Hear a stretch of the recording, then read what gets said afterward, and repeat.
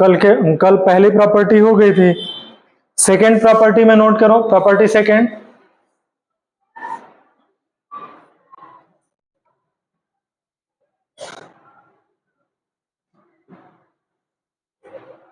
Statement और proof आपको ध्यान देना होगा।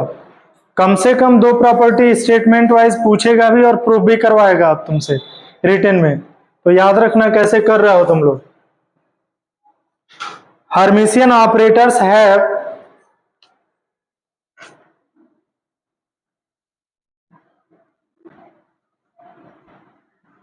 Hermitian operators have real eigenvalues, real eigenvalue।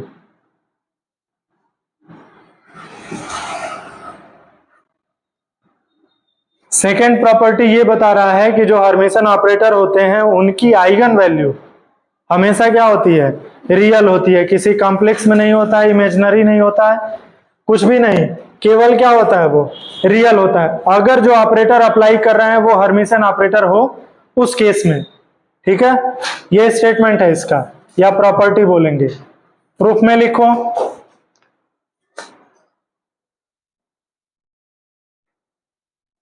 let us consider an Hermitian operator,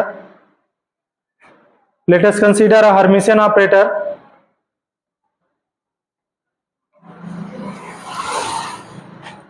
let us consider a Hermitian operator P cap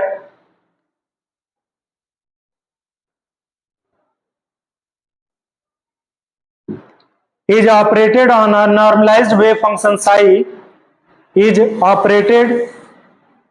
is operated on the normalized wave function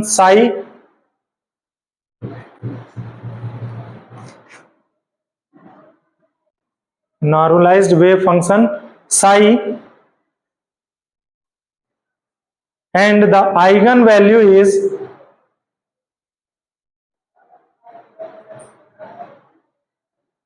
lambda obtained as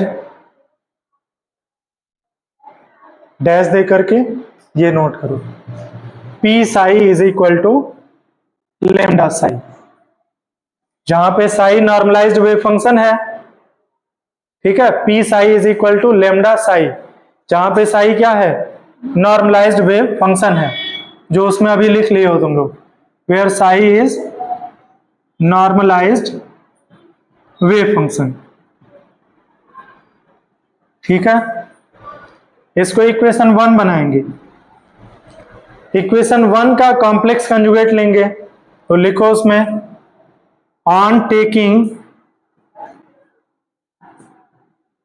complex conjugate of equation 1। तो equation 1 का अगर complex conjugate लेंगे, क्या करेंगे हम, P star लगा देंगे, Sai star भी लगाते हैं, लेमडा स्टार भी लगाते हैं, इधर भी साई स्टार लगाते हैं। इक्वेशन नंबर क्या बनाओगे, 2 बना लो, हो गया। यहां पे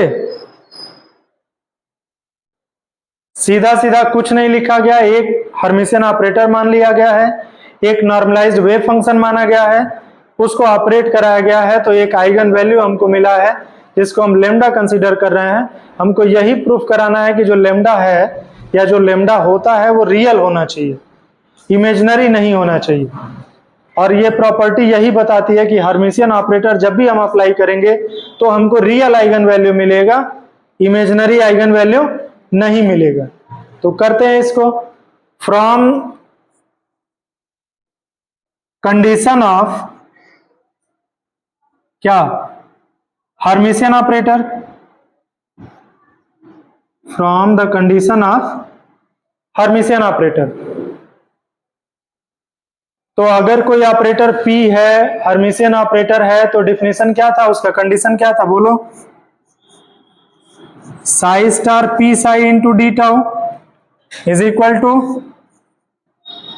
P star psi into D tau था कि नहीं था? अरे ऐसे ही तो था, साई 1 P साई 2 ऐसे लिखे थे, सॉरी ऐसे इज इक्वल टू क्या था, पी साई 1 साई 2। इसी तरह से था ब्रैकेट नोटेशन में, और जो ब्रा वाले नोटेशन में लिख रहे थे उसके ऊपर स्टार लगा रहे थे, जो किट वाले नोटेशन में था वो तो नॉर्मल था बिल्कुल। तो ये डेफिनेशन आपको याद रखना होगा, कैसे भी बार बार लिख के ट्राई करो ताकि याद रहे, ठीक है। अब इक्वेशन 1 और 2 से जो पी साई है और पी स्टार साई स्टार है उसके जगह पे वैल्यू पुट करो। Using equation 1 and 2 in equation 3। तो इक्वेशन फर्स्ट में देखोगे P psi is equal to क्या मिला है, लेमडा साई मिला है। तो एलएचएस में पी साई के जगह पे हम क्या पुट करेंगे, लेमडा साई पुट कर रहे हैं। और इक्वेशन 2 में P star psi star is equal to lambda star psi star मिल रहा है, तो वहां पे पुट करो। तुमको डिफिनेशन याद होना चाहिए तभी जाकर के वो काम करेगा, हर्मिशियन ऑपरेटर का, और सब जगह वो यूज होगा। पी स्टार साई स्टार क्या है, lambda star psi star into D tau. अब आरएचएस वाले साइड को हम एलएचएस में लेके चले आते हैं। देखो कोई दिक्कत हो रहा है, यहाँ पे पी स्टार साई स्टार की जगह पे लेमडा स्टार साई स्टार रख दिए, और जहां पे पी और साई था वहां पे क्या रख दिए, लेमडा साई रख दिए। यहाँ पे कोई दिक्कत नहीं, जो जैसे था वैसे ही है। लेफ्ट साइड में उसको लाते हैं, ट्रांसपोज कर लो, lambda psi D tau minus lambda star psi into D tau equal to 0। यहां तक कोई समस्या नहीं है, क्योंकि लेमडा एक वैल्यू है, कांस्टेंट वैल्यू है, तो उसको आगे पीछे अगल बगल कर सकते हैं, कोई दिक्कत नहीं है उसको, ठीक है। तो यहां से भी लेमडा को कॉमन कर लो और वहां से भी लेमडा कॉमन कर लो, तो आपको मिलता है psi star psi D tau minus यहाँ पे lambda star psi into D tau equal to 0। पहले समझ लो, नोट बाद में करना। यहां तक क्लियर हो रहा है। अब ये दोनों डेटा तो सेम है, ये डिफरेंट है, कॉमन कर लो। इसमें क्या मिलेगा, lambda minus lambda star psi into D tau equal to 0। अब ये इक्वेशन आपको क्या बताता है, दो प्रोडक्ट की वैल्यू आपको 0 दे रही है। तो दो क्वांटिटी का प्रोडक्ट अगर कर रहे हैं, आंसर हमको 0 मिल रहा है, इसका क्या मतलब, इसका सिर्फ और सिर्फ यही मतलब है कि दोनों में से या तो एक क्वांटिटी 0 हो या दोनों क्वांटिटी 0 हो, तभी हमारा रिजल्टेंट या प्रोडक्ट जो मिल रहा है वो क्या हो रहा है, 0 के बराबर हो रहा है। तो इसमें भी वही है, एक टर्म ये है, दूसरा टर्म ये है, दोनों का प्रोडक्ट करा रहे हैं, आंसर 0 आ रहा है। लेकिन हमको शुरू में तो बोल दिए हैं ना कि आइगन वैल्यू कुछ होना चाहिए, मतलब इतना तो समझ रहे हैं कि 0 नहीं होगा, कोई भी कोई एक 0 होगा, और कौन 0 होगा वो हम देखते हैं। अब इसको इस पे हम आते हैं, ये कंडीशन के लिए थोड़ा है, since psi star psi into is not equal to 0। ये क्यों 0 नहीं होगा, क्योंकि हम स्टार्टिंग में ये वेव फंक्शन को क्या बोले हैं, psi is a normalised wave function. तो अगर साई नॉर्मलाइज्ड वेव फंक्शन है तो उसका सिर्फ और सिर्फ कंडीशन ये होता है कि psi star psi into D tau is equal to 1 होना चाहिए। तो ये तो 0 के बराबर नहीं होगा, तो क्या लिखोगे वहां पे, बिकॉज साई इज क्या, नॉर्मलाइज्ड वेव फंक्शन, ठीक है। इसका मतलब क्या हुआ कि अगर किसी को वेव फंक्शन को नॉर्मलाइज बोलते हैं तो psi star psi into D tau is equal to क्या हो जाएगा, 1 हो जाएगा। तो ये क्वांटिटी तो हमारी 0 नहीं हुई, तो दोनों में से एक 0 नहीं हुआ, मतलब दूसरा होगा। तो इसलिए लेमडा माइनस लेमडा इसका स्टार इज इक्वल टू 0 आप लिखोगे, और lambda minus lambda star equal to 0 लिखने का मतलब lambda equal to lambda star. अब ऐसी कोई क्वांटिटी है क्या कि जिसका कॉम्प्लेक्स कंजुगेट उस नंबर के बराबर हो, ऐसी कौन सी क्वांटिटी हो सकती है जिसका कॉम्प्लेक्स कंजुगेट और वो क्वांटिटी दोनों सेम हो? कौन सी क्वांटिटी होती है? रियल नंबर ही होता है। जैसे हम 4 बोले थे तो 4 के ऊपर स्टार लगाओगे तो 4 के ही बराबर होगा। अगर इमेजिनरी होगा, इसके ऊपर स्टार लगाते थे तब 2 माइनस आयोटा हो रहा है, लेकिन जो रियल नंबर्स हो रहे थे उनका कॉम्प्लेक्स कंजुगेट नहीं हो रहा था क्योंकि उसमें आयोटा नहीं था। तो रियल नंबर्स में आयोटा नहीं है, तो यहां बताओगे क्या? हेंस स्टेटमेंट को आप अपने प्रूफ कर देंगे। हर्मिशियन ऑपरेटर्स है क्या? Real eigen value. ये पहला थ्योरम कंप्लीट हो। आगे नोट करो। कंसीडर कर चुके हैं कि एक ऑपरेटर आपका क्या है? हर्मिशियन ऑपरेटर पी कैप है, उसको वेव फंक्शन आइगन फंक्शन साई1 पे ऑपरेट करवा रहे हैं, तो आइगन वैल्यू आपको λ1 मिल रहा है साई1। इक्वेशन नंबर 1 हो गया। उसी तरह से उसी ऑपरेटर को दूसरे वेव फंक्शन पे ऑपरेट करवा रहे हैं, तो वेव फंक्शन क्या मिल रहा है? λ2 साई2। अब आप क्या करो? On taking complex conjugate equation 1 ही बना लो दोनों को।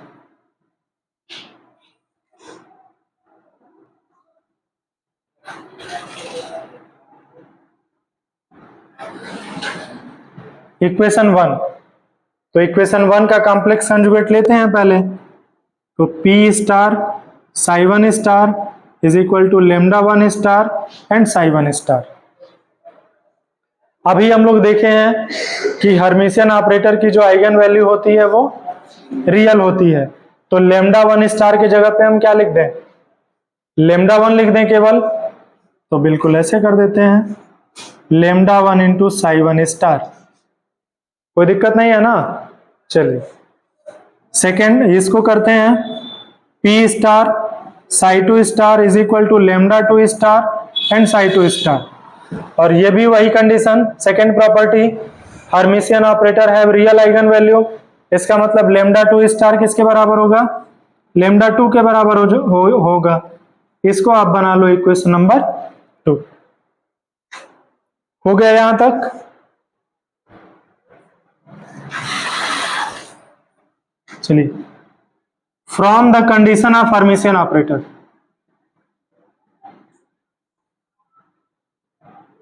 हर्मिशियन ऑपरेटर का कंडीशन क्या है? देखो जब भी अप्लाई करेंगे कंडीशन लगा रहे हैं बार बार, तो तुमको याद होना चाहिए, बार बार लिखा करो उसको। कंडीशन ऑफ हर्मिशियन ऑपरेटर के लिए psi star P psi D tau is equal to क्या होगा? क्या होगा?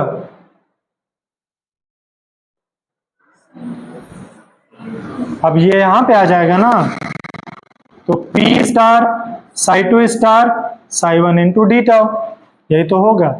और क्या होगा जी? क्या तुम लोग सोच रहे हो?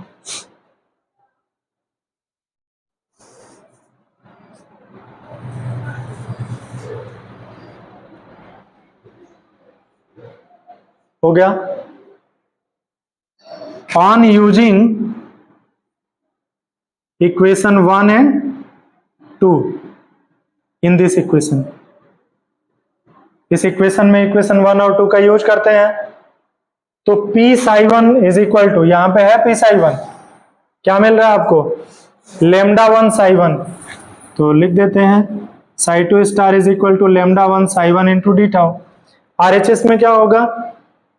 P स्टार साई2 स्टार, तो λ2 साई2 स्टार मिला है, λ2 psi star psi into D tau. Transpose कर लो उसी तरह से जैसे पिछले में किए थे हम लोग।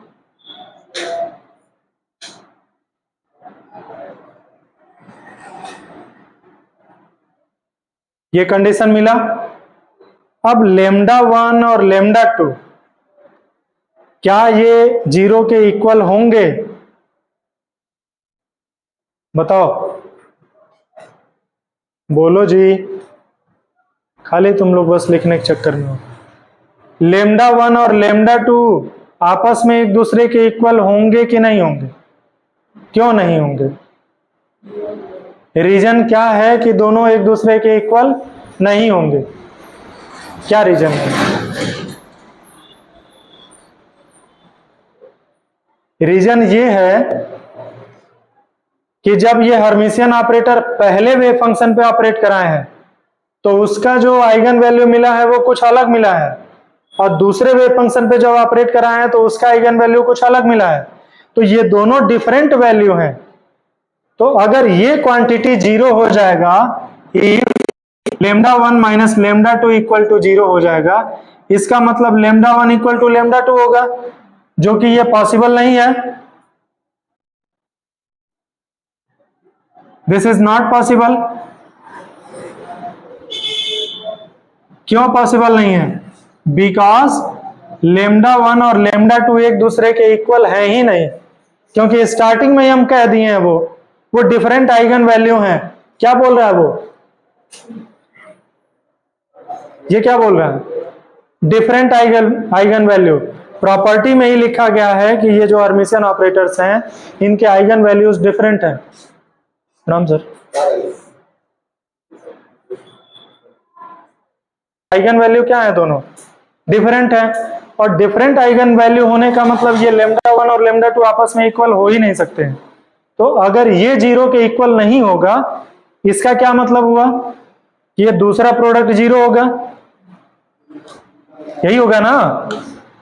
अगर इसको तुम नहीं लिखना चाहते हो तो इसको और सिंप्लीफाइड वे में क्या लिखोगे?